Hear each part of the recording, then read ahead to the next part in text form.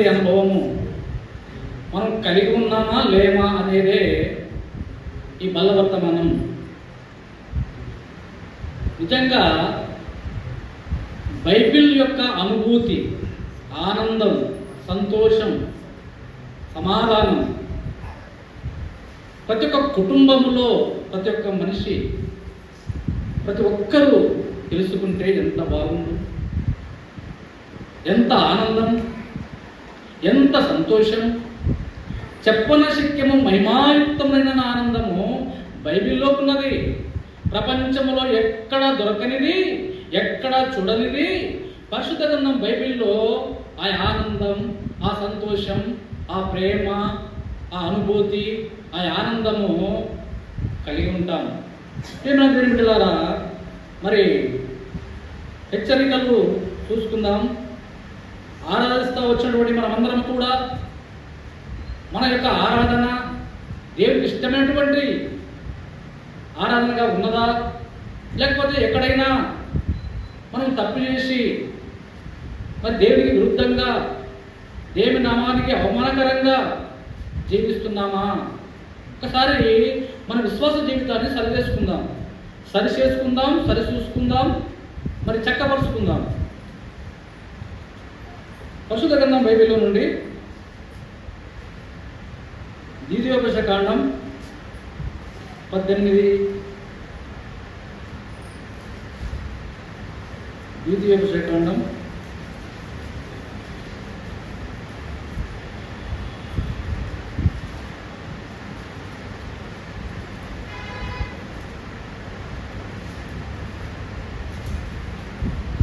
18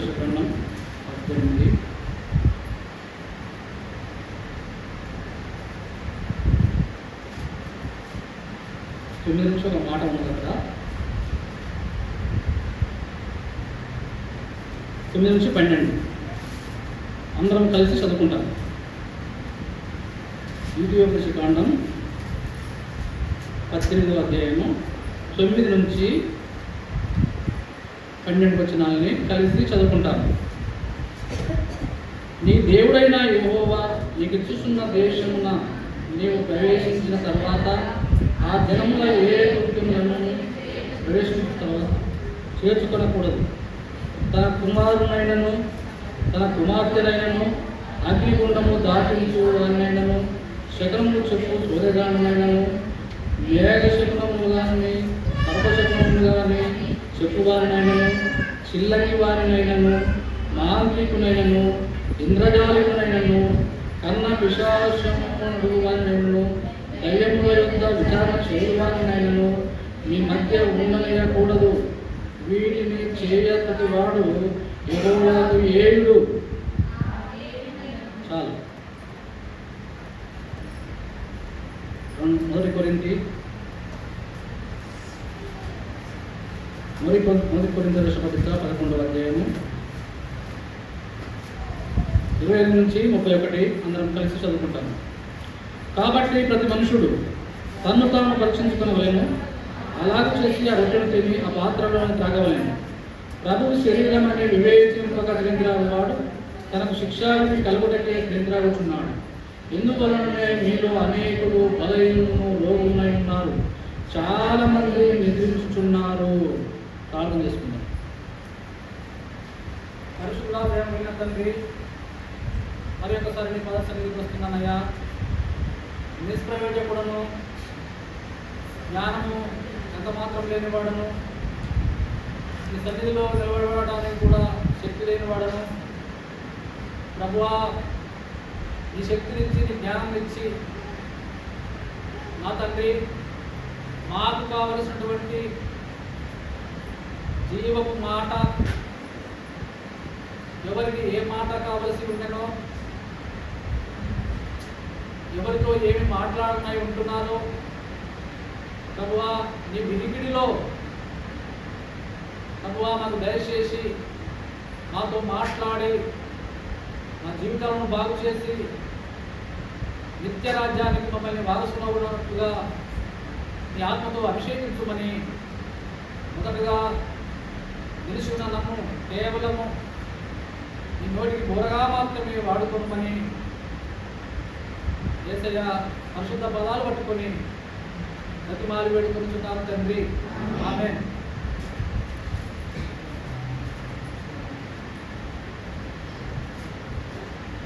మనం ఇక్కడ చదువుతున్నటువంటి మాట, ఈ లోకములో అపవాది సాతానుడు అనేక రూపాల సర్వ మానవాళి మీద పడతా వస్తున్నాడు. యేసుని నమ్ముకున్న వాళ్ళకే కాదు, ఈ లోకంలో ప్రపంచ వ్యాప్తంగా ఉన్నటువంటి ఈ సృష్టి యావత్తులో ఉన్నటువంటి ప్రతి మానవాళిని అనుదినము, అనుక్షణము, నిత్యము వేటాడి వెంటాడి తనకు లోపరుచుకున్నటువంటి శక్తులు కొన్ని ఉన్నాయి. అవే అంధకార సంబంధమైనటువంటి సాతానీయ సమూహము, చీకటి శక్తుల సమూహము, అపవాది యొక్క సైన్యం. మన దేవుని యొక్క ఆజ్ఞ ఏంటంటే వాటిని దగ్గరకు రానివ్వద్దు. నాకు తప్ప ఏ దేవుడు మీకు ఉండవద్దు. ఆ శక్తులన్నీ కూడా అనేక రకాల దేవతల పేర్లు పెట్టుకొని ఈ లోకంలో నివాసం చేస్తున్నాయి, భూలోకంలో నివాసం చేస్తున్నాయి. అనేక రకాల పేర్లు పెట్టుకొని. అందుకే దేవుడు అంటున్నాడు, నాకు తప్ప వేరొక దేవుడు మీకు ఉండకూడదు. అంటే వేరొక దేవతలు ఈ లోకంలో వెలిసినాయి. వేరొక దేవతలు అనేవాళ్ళు, దేవుళ్ళు అనేవాళ్ళు ఈ లోకంలో వెలిసినారు. కాబట్టి మీరు ఎప్పుడైనా తప్పిపోవడానికి వీలుంది. జాగ్రత్త. నేను తప్ప వేరొక దేవుడు మీకు ఉండకూడదు. ఆకాశమందు ఉన్నాయి, భూమి కింద ఉన్నాయి, భూమి జలముల కింద ఉన్నాయి అనేక రూపాలు. వాటిలో ఏ ఒక్కదాన్ని కూడా మీరు సాగిలపడకూడదు, వాటిని మొక్కకూడదు అని అంటే ఇక్కడ అట్లాంటి వాడు ఏంటంట, ఏయుడట. చూడండి ఇక్కడ రాయబడి ఉంది, ఏ కృత్యములను నువ్వు చేయ నేర్చుకోనకూడదు. దేవునికి విరుద్ధమైనటువంటి హేయ కృత్యములను చేయ నేర్చుకోనకూడదు. ఎవరైనా మంత్ర తంత్ర యంత్రాలు ఎవరు కూడా నేర్చుకోకూడదు. దేవుని వాక్యానికి విరుద్ధమేవి. తన కుమారునైనను తన కుమార్తెనైనను అగ్నిగుండము దాటించు వారినైనను. చూడండి, కుమారులను కుమార్తెను అగ్నిగుండం దాటిస్తారు. అది దేవునికి హేయము. ఈ లోకంలో ఉన్నాయి. శకునము చెప్పు స్వదగాండునైనను, మేఘ శకునములను కానీ, సర్పశకునములను కానీ చెప్పువారినైనను, చిల్లకి వారినైనను, మాంత్రికునైనను, ఇంద్రజాలకునినైనను, కన్న పిశాచిని అడుగువారినైనను, దయ్యముల యొద్ద విచారణ చేయువారినైనను మీ మధ్య ఉండనీయకూడదు. మంత్రగాలము మన మధ్య ఉండనీయకూడదంట. అది దేవునికి విరుద్ధము. జోషము చెప్పించుకునే వాళ్ళు కూడా ఉండవద్దంట. చెప్పేవాళ్ళే కాదు, చెప్పించుకునే వాళ్ళు. కర్ణ పిశాచిని అడుగు వారినైనాను. కర్ణ పిశాచిని అడుగుతారంట పోయి, అయ్యా నా భవిష్యత్తు ఎంతో చెప్పవా, నేను ఎలా బాగుపడతానో చెప్పవా, నా శరీరం ఎలా ఉన్నదో చెప్పవా అని చెప్పి కన్న పిశాచిని దగ్గరికి పోయి అడుగుతారంట. ఈ మాట ఎందుకు చదివించానంటే, ఇశ్రాయేలుకు రాజైనటువంటి సౌలు, చూడండి మొదటి సమూయేలు గ్రంథం 28వ అధ్యాయం. ఇక్కడ ఇశ్రాయేలు రాజైనటువంటి సౌలు, వాళ్ళు వినండి, జీవం కలిగిన దేవుని యొక్క ప్రజలకు, ఈ జీవం కలిగిన దేవుని ప్రజల యొక్క రాజు ఆ రాజు ఒక ఇశ్రాయేలుకు ఒక ప్రవక్త ఉంటా వచ్చినాడు. ఆయనే సమూయేలు. ఏదైనా ఏం పని చేయాలి, ఎలా జీవించాలి, ఎలా బతకాలి, ఈ ప్రజలు ఎలా ఈ లోకంలో తన విశ్వాస జీవితాన్ని కొనసాగించాలి, ప్రతిదీ కూడా ఆ ప్రవక్త దేవుని మాటలు ప్రజలకు అందించేవాడే ప్రవక్త. ప్రవక్త అంటే అర్థం ఏంటంటే దేవుడు చెప్పినటువంటి మాటలు, దేవుని చిత్తము మనుషులకు అందించేవాడు. దేవుడు ఒకడే, దేవునికి అందరికీ మధ్యవర్తి ఒకడే మనం చెప్తున్నాం కదా. పాత నిబంధన కాలంలో ప్రవక్తలు ఉంటా వచ్చినారు. ఆ ప్రవక్తలు దేవుని యొక్క మాటల్ని, ఆజ్ఞల్ని, విధులను, కట్టడలను ప్రజలకు వివరించాలి. ఈ సౌలుకు ఎవరి మీద యుద్ధానికి పోవాలన్నా, ఆ ఫిలిష్తీయులను ఎలా జయించాలో ప్రతిదీ కూడా సమూయేలును అడిగి తెలుసుకునేవాడు. సమూయేలు లేకుండా ఇశ్రాయేలు ప్రజలే కానీ, ఇశ్రాయేలు రాజే కానీ ఏ పని చేయకూడదు. ఎవరు లేకుండా, ప్రవక్త అయినటువంటి సమూయేలు లేకుండా. ఇప్పుడు మనము ఎవరు లేకుండా చేయవద్దు. మన జీవితాలకు ఆపాదించుకుంటే యేసయ్య సలహా లేకుండా, యేసయ్య మాటలు లేకుండా, పరిశుద్ధ గ్రంథం బైబిల్ లేకుండా మనం ఏ పని కూడా మొదలు పెట్టవద్దు. వాక్యం చదవాలి, ప్రార్థన చేయాలి, పని మొదలు పెట్టాలి. దేవుని అడగాలి, పట్టవాలి. అడగాలంటే పరిశుద్ధ గ్రంథం బైబిల్ చదవాలి. పరిశుద్ధ గ్రంథం బైబిల్ చదవాలి. చదవనటువంటి వాక్యాన్ని ఎత్తిపట్టి ప్రార్థన చేస్తే దేవుడు నీకు ఏమి చెబుతున్నాడో అది చేయాలి. ఇక్కడ సమూయేలు అలానే చేస్తూ వచ్చినప్పుడు ఒక సమయంలో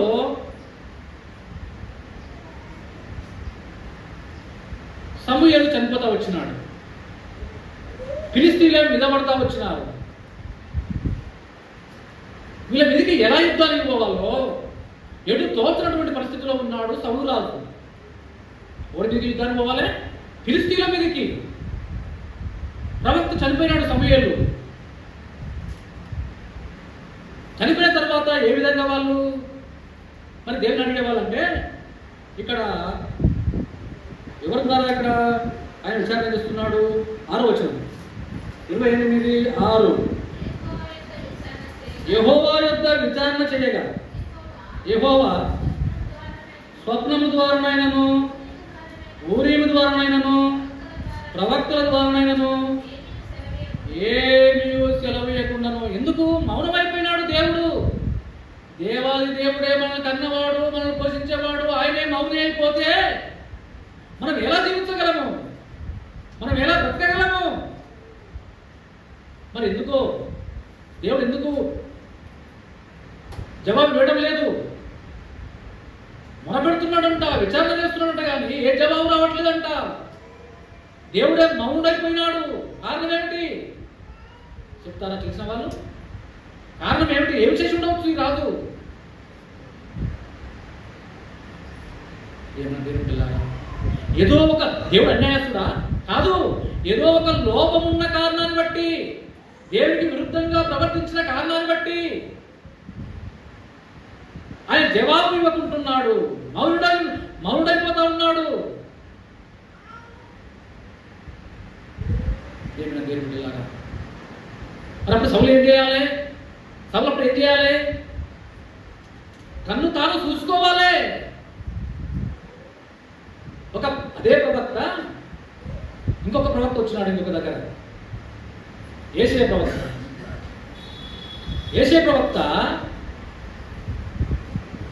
ఎవరి దగ్గరకు వచ్చినాడు? ఇంకొక రాజు దగ్గరకు వచ్చినాడు. ప్రవక్త, నువ్వు మరణం కూర్చున్నావు కనుక నీ ఇల్లు చక్కబెట్టుకో అన్నాడు. ఏం పేరు? హిజ్కియా. రాజా, నువ్వు చనిపోతున్నావు కనుక నీ ఇల్లు చక్కబెట్టుకో అని చెప్పినాడు ప్రవక్త. అప్పుడు మరి చూడండి, మాట బాగా అర్థం చేసుకోండి. ఇద్దరు పోల్చి చూడండి. అక్కడెక్కడ ఇక్కడ సౌలు రాజుకు హిజ్కియాకు. ఇంకా చూడండి, అక్కడ సౌలు, ఇక్కడ హిజ్కియా ఏ విధంగా ప్రవర్తిస్తున్నారో చూడండి. అక్కడ సమూయేలు ప్రవక్త లేడు, చనిపోయాడు, డైరెక్ట్గా డేవిడ్ని అడగాలి. ఇక్కడ ప్రవక్త ఉన్నాడు, ప్రవక్త వచ్చి మరణం అవుతున్నాడు అన్నప్పుడు ఈ హిజ్కియా ఏం చేయాలి? ప్రత్యామ్నాయ మార్గం ఏమిటో దేవులాడాలి. దాని పరిష్కారం మరణం కాకుండా ఉండాలంటే ఏం చేయాలో దేవులాడాలి. మరి ఎలా దేవులాడుతున్నాడు ఈయన? తన్ను తాను చూసుకుంటున్నాడు. ఎక్కడికి పోలే, ఏ నరమాత్రుని దర్శించలే, ఏ మానవ సహాయం చూసుకోలే, ఇక ఈ లోకంలో దేవతలు దేవుళ్ళ గురించి చెప్పుకునే వారిని ఎవరిని కూడా ఆశ్రయించలే. ఒకసారి తన్ను తాను చూసుకొని లోకం వైపు చూడకున్నట్లు గోడ కట్టు తన ముఖం తిప్పి ఆ మాట చదువుతారా? ఎంత బాగుంటుందో చూడండి. ఇక్కడ 2 రాజుల గ్రంథం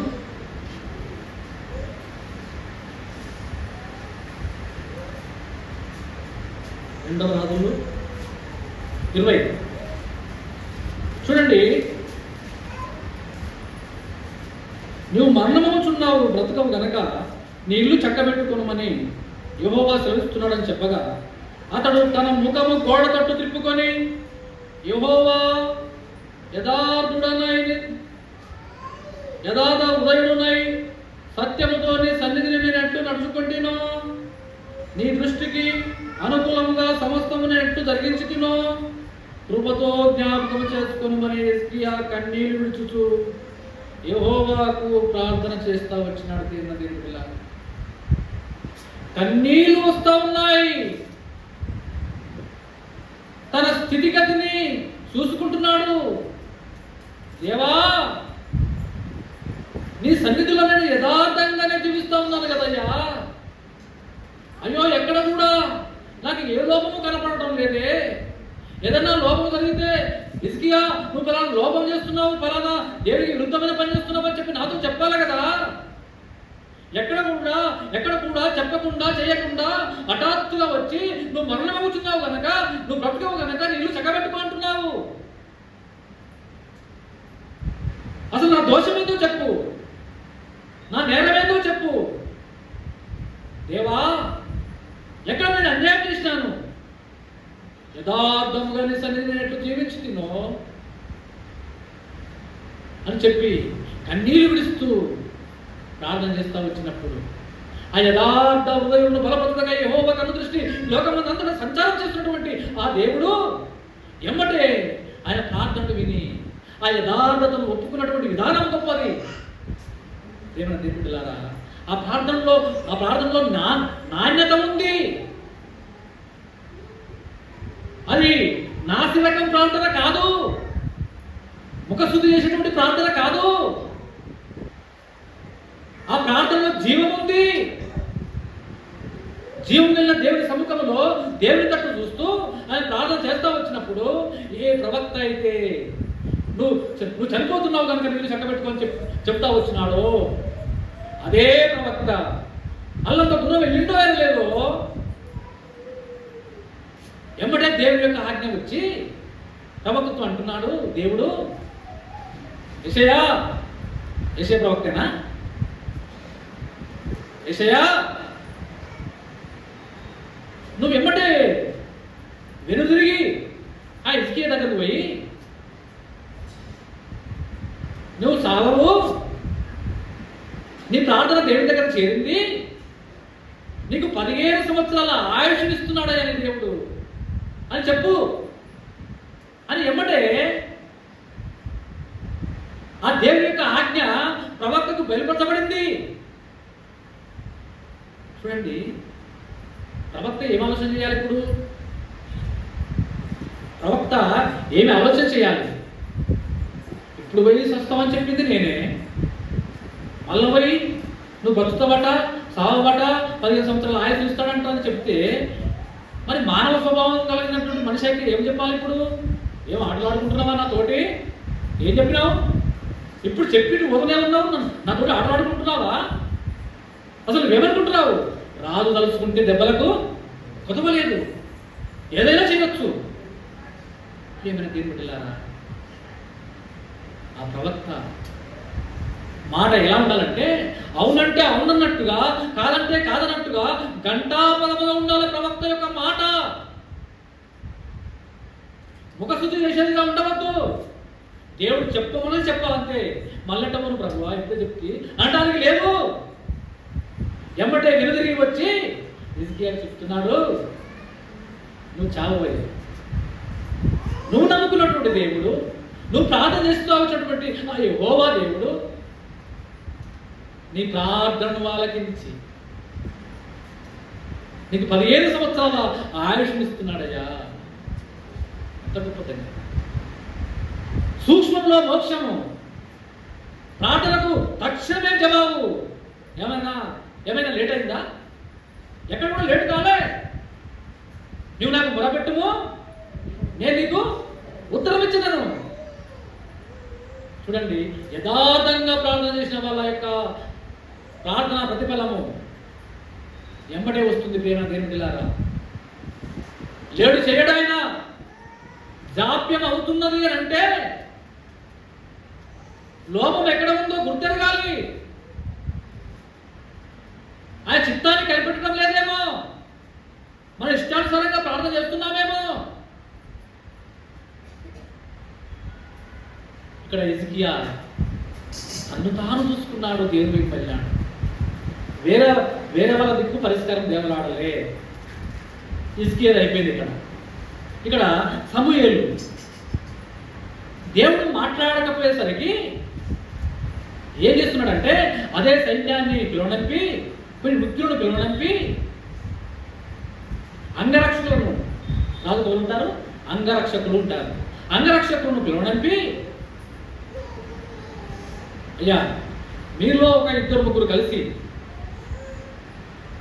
ఈ లోకంలో, ఈ దేశంలో ఎక్కడ కర్ణ పిశాచి కలిగినటువంటి వాళ్ళు, శకునములు చెప్పేటువంటి వాళ్ళు ఎక్కడ ఉన్నారో వాళ్ళ దగ్గరికి పొండి.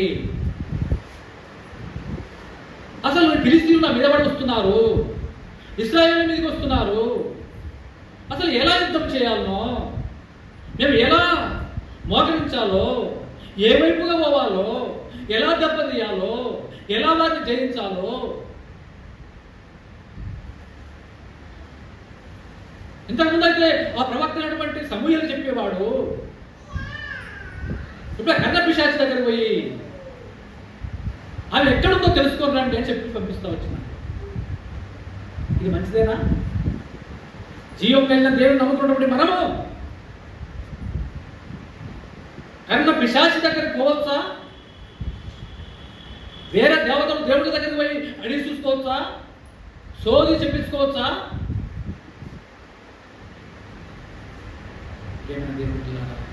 దేవుని ఆజ్ఞకు విరుద్ధము, దేవునికి ఆజ్ఞకు విరుద్ధమైనటువంటి పని ఇక్కడ సౌలు చేస్తున్నాడు.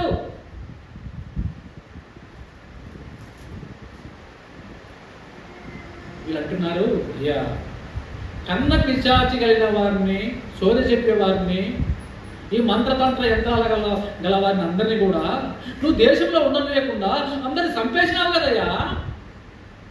వాళ్ళు ఎక్కడ అనుకోవాలి? మేము దేవుడిచ్చిన ఆజ్ఞ మేరకు అందరినీ దేశం నుంచి ఉండలేకుండా చంపేమని చెప్పినటువంటి ఆజ్ఞ నువ్వు నెరవేర్చావు కదయ్యా. మళ్ళీ నువ్వు కన్న పిశాచి దగ్గర పోంటున్నావు. ఎలా పోంటున్నావు? ఎలా మమ్మల్ని పొమ్మంటున్నావు? ఊచినటువంటి ఉమ్మికి ఎవరైనా ఆశపడతారా? ఊసిన ఉమ్మికి ఎవరైనా ఆశపడతారా?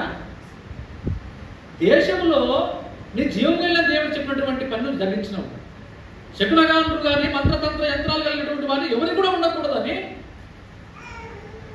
దేవుడు చెప్పినటువంటి ఆజ్ఞను నెరవేర్చినావు, అందరిని చంపేసినావు. మళ్ళా వాళ్ళు ఎందుకు జ్ఞాపకం వస్తున్నారు? దేవాలయ దేవుడు మన పాపాలని తూర్పులకు పడమల ఎంత దూరమో అంత దూరంగా దూరపరిచాడంట. ఎందుకు? మళ్ళీ కనపడకుండా తన పాపాలని తన వీపు వెనకేసినాడట. ఎందుకు? మళ్ళీ చూడకుండా. నేను వెనకేమో మరి చూడగలనా? చూడలేను. ఇంకొక చూడ రాయబడింది, తన పాపాలని సముద్ర అగాధములో పడవేసినాడంట.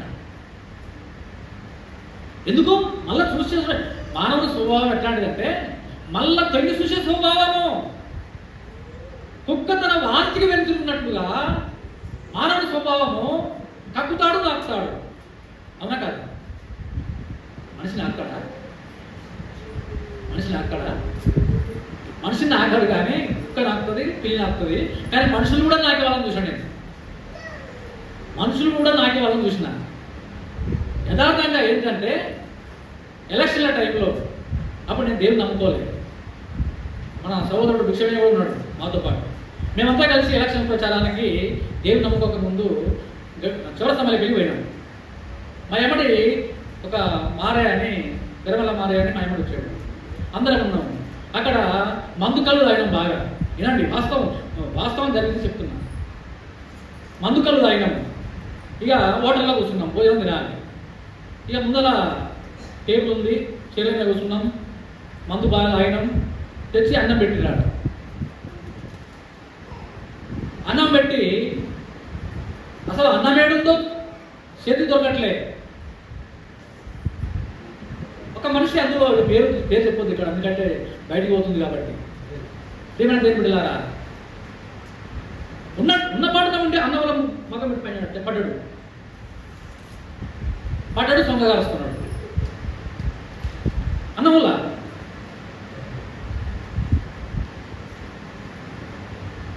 ఏమైనా లే అన్నం తిందు లేంటే తింటూనే ఉన్నా ఎట్లా పెట్టిండు? ముఖం పెట్టిండు. సొంగ కారుస్తున్నాడు, తింటూనే ఉన్నా అంటాడు.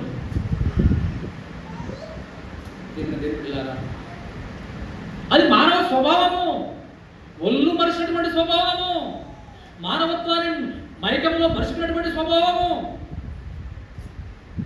అందుకే మన దేవుడు ఎంత గొప్ప దేవుడు. తాగుడు నుండి విముక్తి కలిగేసిన దేవుడు మన యేసయ్య కాదా? నేను కూడా తాగేవాడిని. దేవుడు నా తాగుబోతుతనాన్ని మార్చలేదా? ఈరోజు ఎందుకు చెప్పగలుగుతున్నాను? నా దేవుడు ఇచ్చినటువంటి గొప్ప రక్షణ. ఎవరి గురించి అయితే నేను చెప్తా వచ్చినానో నేను కూడా అదే స్థితిలో ఉంటుంది.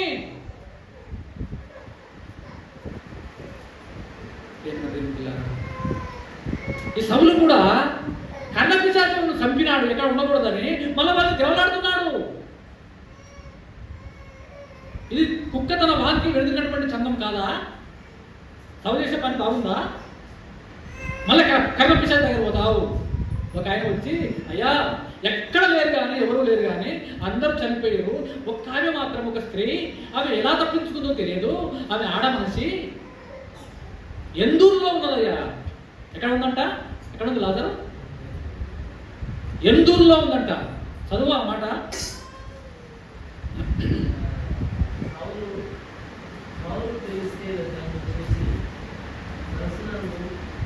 చిత్తము ఎందూరులో కన్న పిశాచము గల ఒకటే ఉన్నదని అతనితో చెప్పిరి. కాబట్టి సౌలు మారు వేషము ధరించి వేరు బట్టలు తొడుక్కొని 2 మనుషులను వెంటబెట్టుకొని పోయి రాత్రి వేళ స్త్రీ వద్దకు వచ్చి కన్న పిశాచము ద్వారా నాకు శకునము చెప్పి నాతో మాట్లాడుటకై నేను నీతో చెప్పు వాడిని రప్పించుమని కోరగా. చూడండి ఎలా విన్నాడంట సౌలు, ఎలా విన్నాడంట?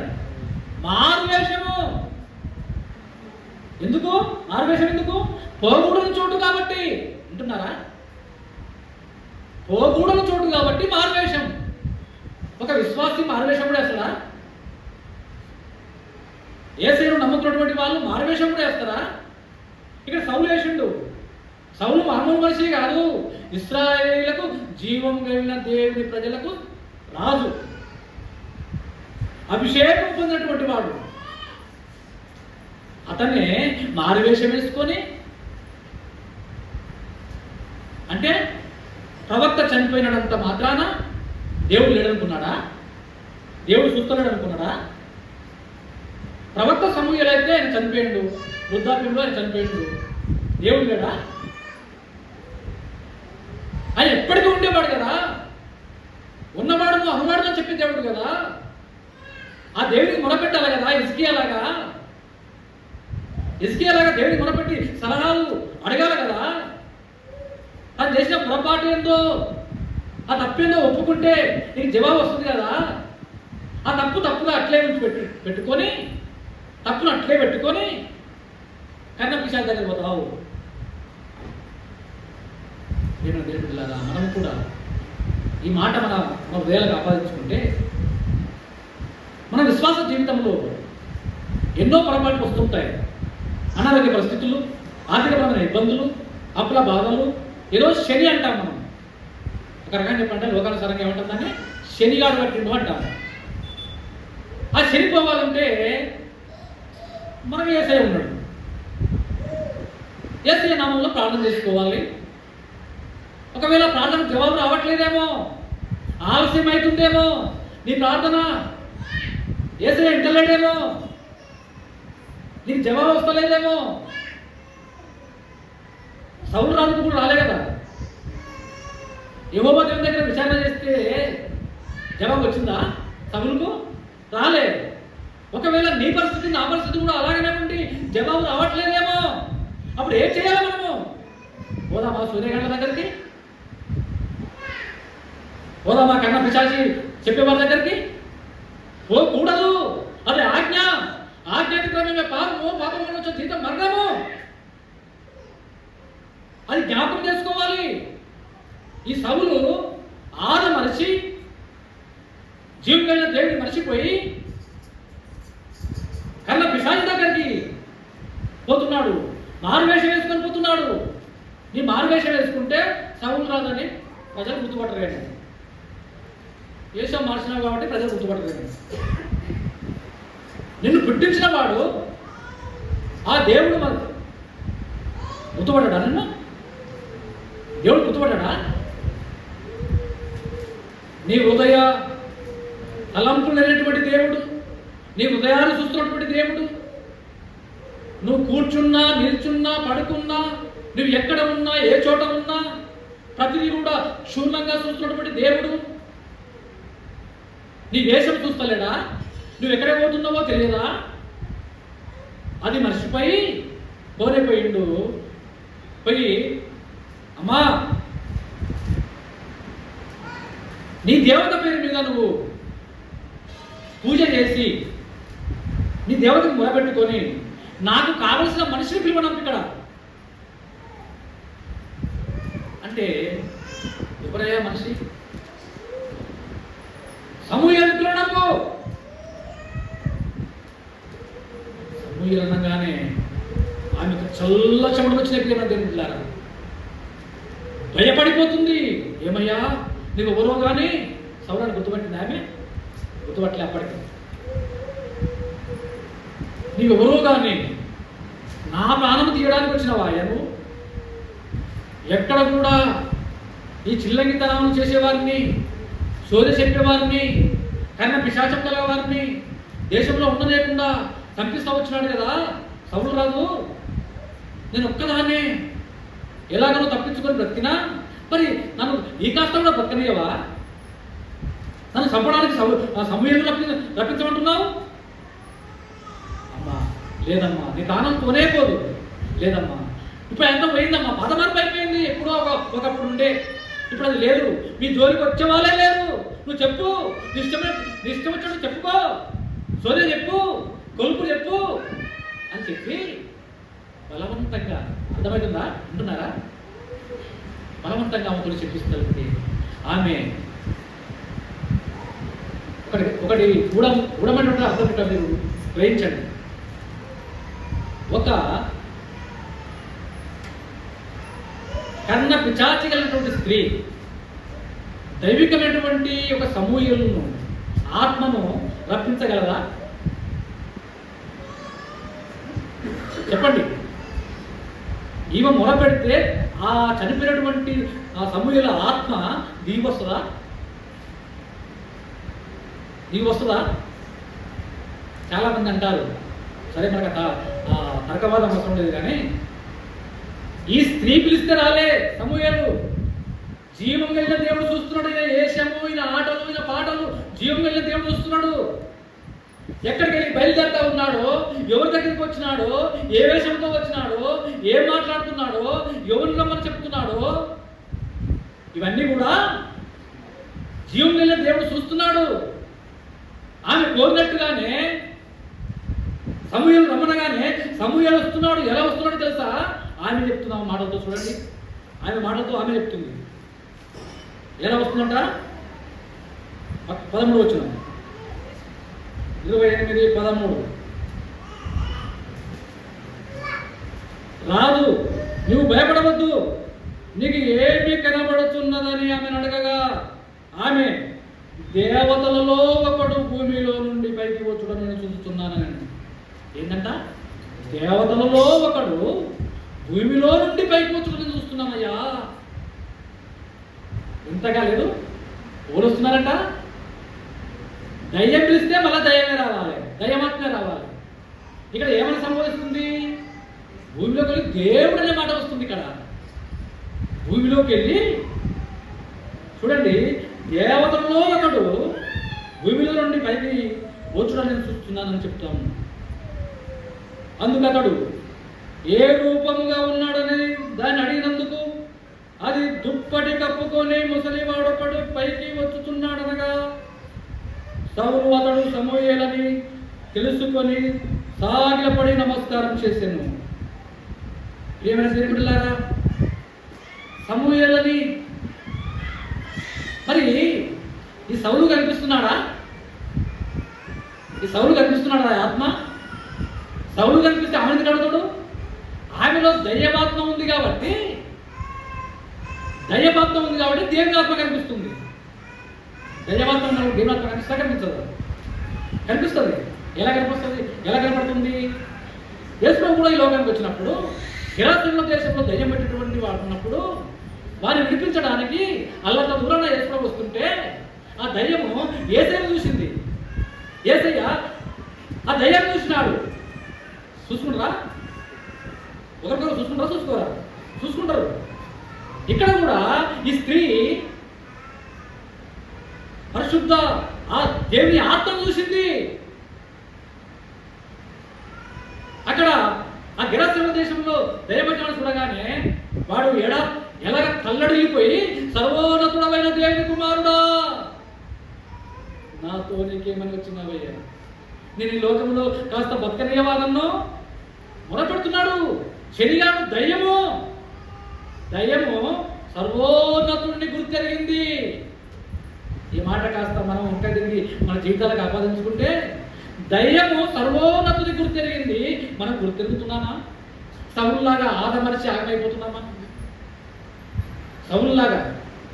సౌలులాగా ఉండకూడదని దేవుని వాక్యము సెలవిస్తాము. ప్రేమ దేవుడిలా ఇక్కడ ఈ స్త్రీ చూడండి, ఒక దగ్గర ఆమె భయపడతా ఉంటుంది. చూడండి ఎక్కడున్న మాట, 12 వచ్చిన చూడండి. ఆ స్త్రీ సమూయేలును చూచినప్పుడు బిగ్గరగా కేక వేసి, నీవు సౌలువే, నీవు నన్ను ఎందుకు మోసపుచ్చుతివని సౌలుతో చెప్పగా. చూడండి, సమూయేలును చూసినప్పుడు ఓళ్ళు కనపడ్డా? మనకి సౌలు కనపడ్డాడు. అప్పటిదాకా కనపడ్డా? కనపడలేదు. ఎందుకు? నారు వేసినాడు. ఈ లోకంలో ఈ మాట ఒక్కసారి మనము వినగలిగితే డైరెక్ట్ నువ్వు అడిగి చూసుకోవడానికి దేవతలు కానీ దేవుళ్ళ దగ్గరికి పోయినప్పుడు వాళ్ళని గుర్తుపట్టరు. నీలో అసలు సౌలే గుర్తుపట్టలే. నీలో ఉన్న రోగమే గుర్తుపడుతుంది, నీలో ఉన్న దయ్యాన్ని గుర్తుపడుతుంది, నీలో ఉన్నటువంటి శనిగాన్ని గుర్తుపడుతుంది. అదే ఒక దయ్యం అంటే ఇంకో దయ్యాన్ని చూస్తున్నారు. ఒకవేళ ఆమె నిజంగానే అయితే సౌలు బాగా గుర్తుపట్టాలి, నువ్వు సౌలువే అని ఎందుకు చెప్పలే? అదే సమూయేలు వచ్చిన తర్వాత అప్పుడు నువ్వు సౌలువే అని చెప్పి బిగ్గరగా కేక వేస్తుంది. చూడండి,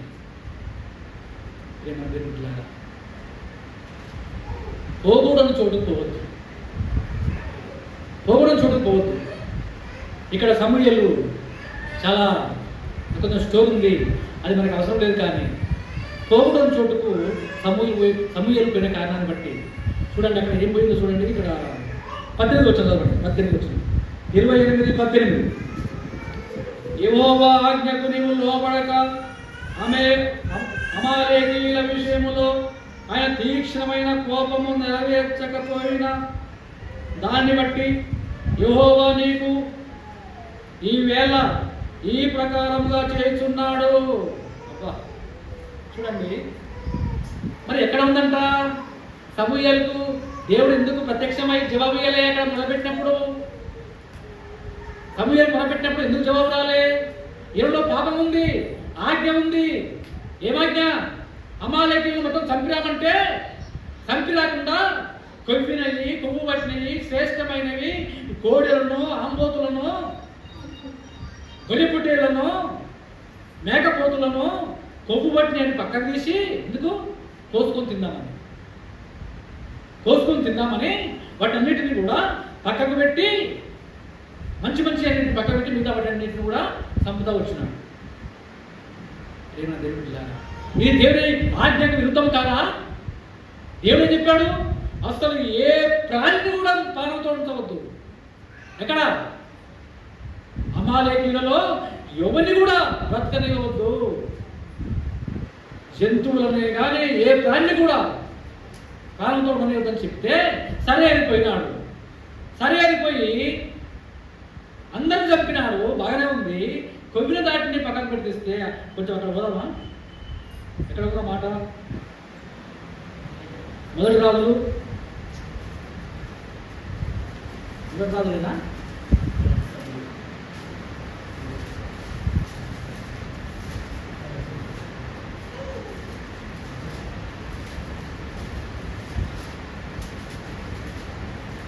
ఎక్కడ ఉందన్నమాట? అమ్మేరా చూడండి మాట. మొదటి సమయం 15 చూస్తూ చూడండి. ఇక్కడ 14 వచ్చినాం. 15-14 సమూయేలు అలాగైతే నాకు వినబడుతున్న గొర్రెల మేకలను ఎడ్ల రంకెలను ఎక్కడివి అని అడిగాను.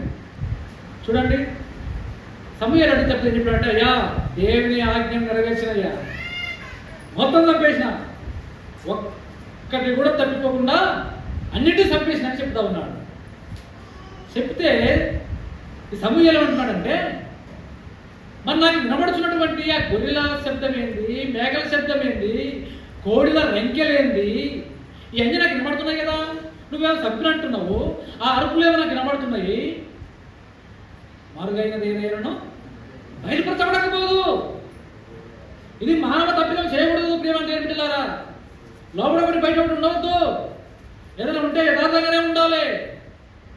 ఎవడు చూస్తలేడు కదా అని చెప్పి తీసి దాచుకోవద్దు. ఇక్కడ ఎవరు చూస్తున్నారని చెప్పి ఇక్కడ సౌలు రాదు శ్రేష్టమైనవి వచ్చి ఒక దొడ్డిలోకి తోలి ఒక ఊరికి వెలపల వాటిని కట్టేసి వచ్చినాడు.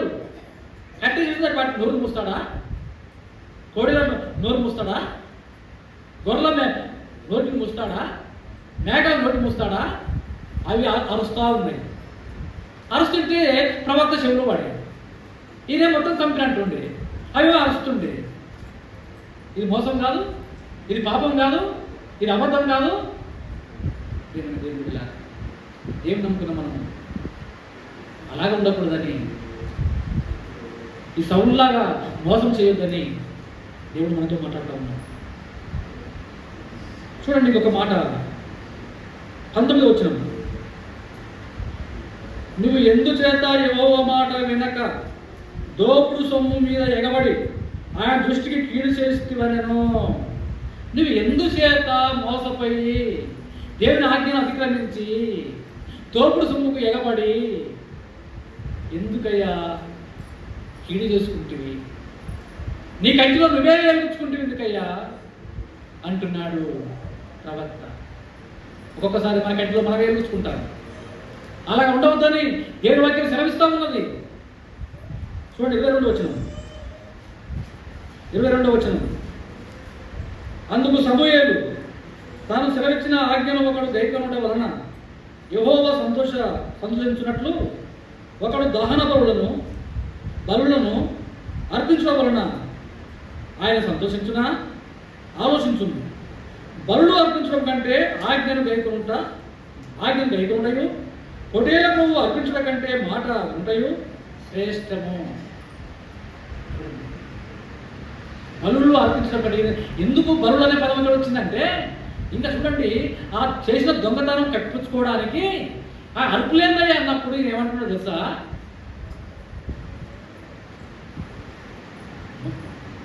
నీ దేవుడికి అంటలేడు, ఇప్పుడు నా దేవుడికి అంటలేడు, అది పోగొట్టుకోండు. నేను నమ్ముకున్న జీవం కలిగిన దేవుడు అంటలేడు, నీ దేవునికి బలి అర్పించడానికి తెచ్చినట్టు. ఏమంటున్నాడు? నీ దేవునికి బలి అర్పించుకోవడానికి కొవ్వినవి మంచి మంచి శ్రేష్టమైనవి ఏరుకొని తెచ్చినానయ్యా అంటున్నాడు. ఎంత గొప్ప తప్పిదం ఇది! ఎంత గొప్ప మోసం! దేవుడు బలులను కోరుకున్నాడా? పొటేళ్ల కొవ్వును అర్పించడం కంటే మాట వినటము శ్రేష్టము. ఏమర్పించడానికి ఇచ్చినావయ్యా? దేవుడు నీకు ఏమి చెప్పిండు? నువ్వేం చేసినావు? దేవుడు చెప్పింది చేయాలి కానీ, ఆయన మాట వినాలి కానీ నువ్వు బలులు అంటున్నావేంటి? బలులు అర్పించడం కంటే మాట వినడం శ్రేష్టం కాదా? మాట వినాలి. ఏమైంది? మనమందరం కూడా మాట విందాం. ఎవరిలాగా? ఎగ్జాంపుల్ దేవుడు చూపించినాడు, హిజ్కియా లాగా దేవుని యొక్క మాట వినాలి. దేవుని నామంలో యథార్థతను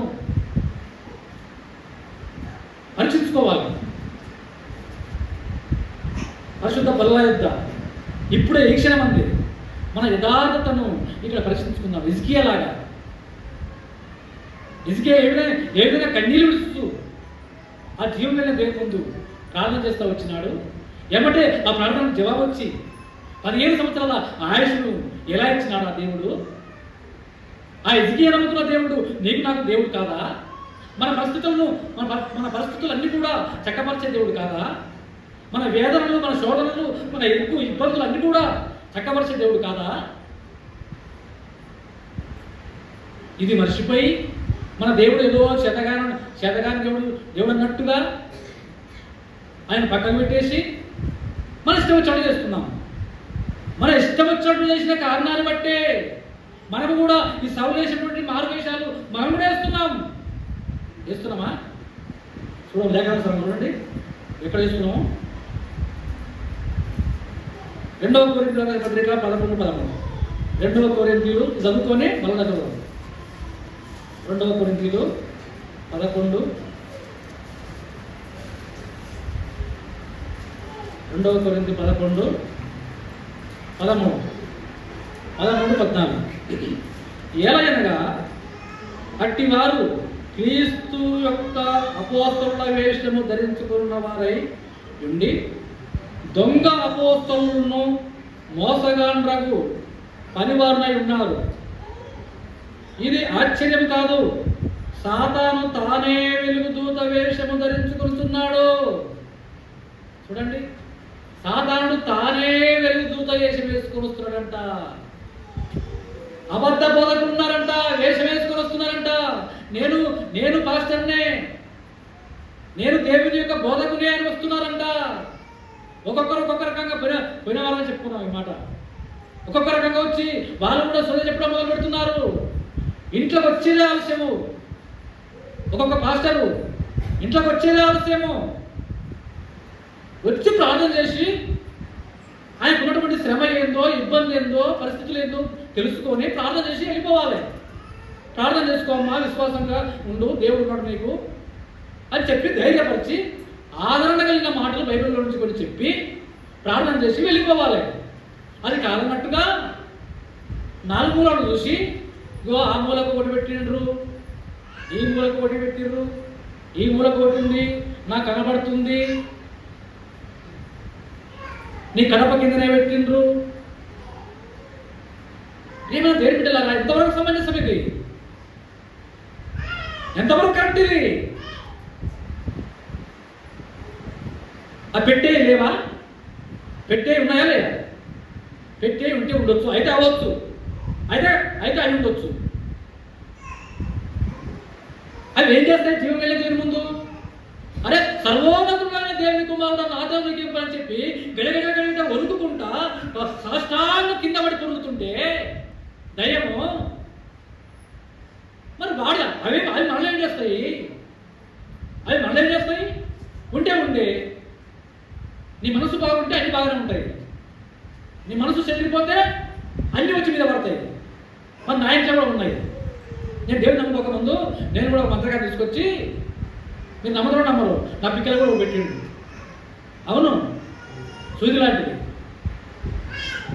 మా ఇంట్లో 4 మూలలో కూడా గురుగులు తెప్పించి ఆ గురుగులో తాయితలు మంత్రాలను పెట్టి పేద రదేసి విగ్రహం నిలిపి 4 మూల బట్ట పెట్టిండు.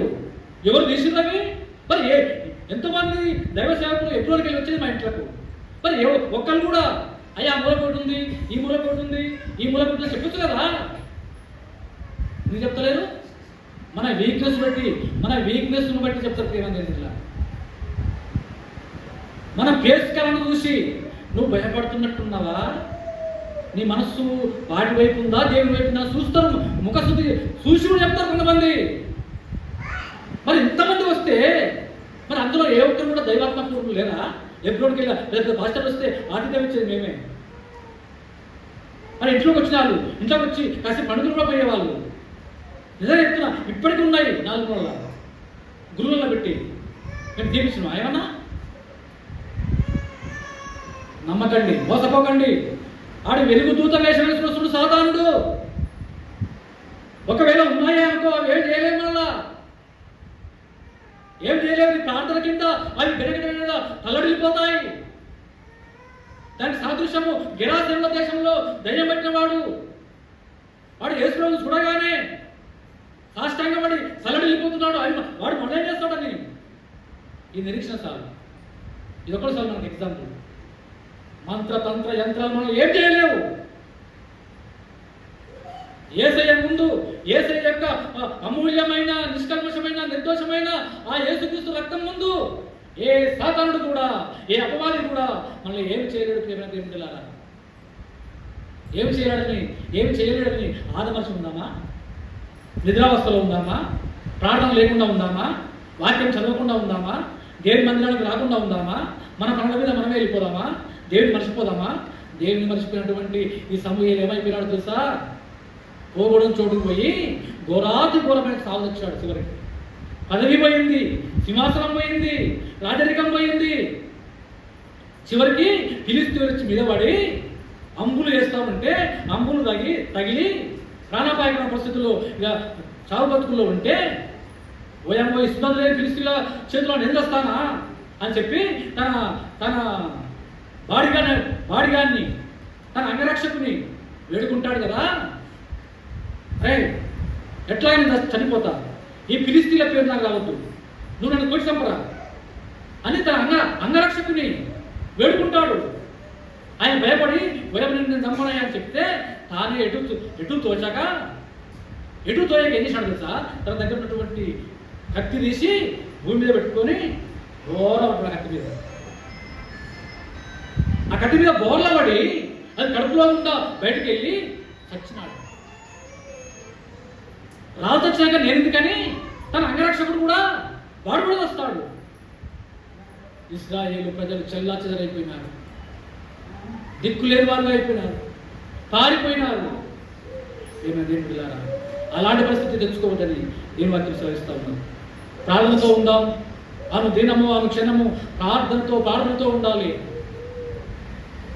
ఒక దానియేలు లాగా, ఒక హిజ్కియా లాగా,